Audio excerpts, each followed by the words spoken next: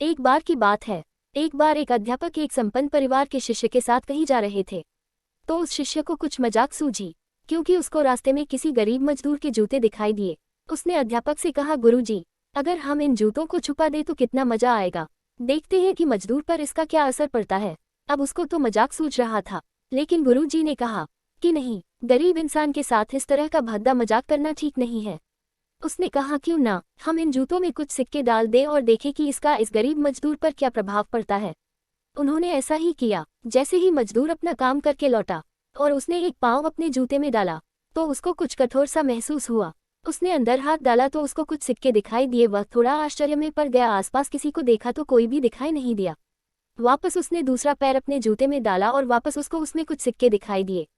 अब दोनों जूतों के सिक्कों को उसने अपने हाथों में रखा और प्रभु की तरफ इशारा किया है, प्रभु पता नहीं किस भले मानुष ने यह सिक्के मेरे जूतों में छुपाए हैं, लेकिन जिसने भी छुपाए हैं उसको मेरी दुआ है ताकि इन पैसों से मैं अपने बच्चों और पत्नी के लिए कुछ खाना और दवाएं ला सकूंगा। और इतना बोलकर वह चला गया।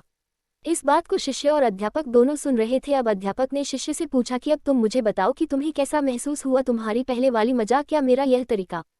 तो उसने कहा कि गुरुजी, मैं आपसे क्षमा चाहता हूँ।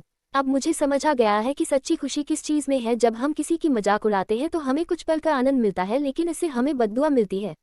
लेकिन अगर हम किसी की मुश्किल परिस्थिति में मदद करते हैं और जिसकी भी हम मदद करते हैं उसको भी नहीं पता कि हमने उसकी मदद की है, लेकिन अंदर ही अंदर हमें पता है कि हमने उस इंसान की मदद की है।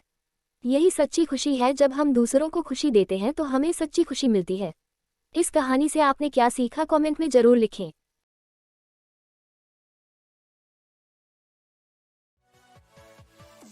अगर कहानी अच्छा लगा तो TKFM चैनल को सब्सक्राइब और वीडियो को लाइक जरूर कीजिएगा। धन्यवाद।